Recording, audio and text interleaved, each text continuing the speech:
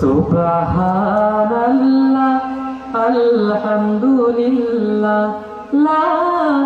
ইলাহা ইল্লাল্লাহ সুবহানাল্লাহ আলহামদুলিল্লাহ লা ইলাহা ইল্লাল্লাহ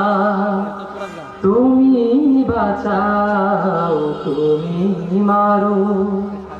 অবিরত ক্ষমা করো তুমি বাঁচাও তুমি মারো অবিরত ক্ষমা করো ধরার যে জন তাকে ধরো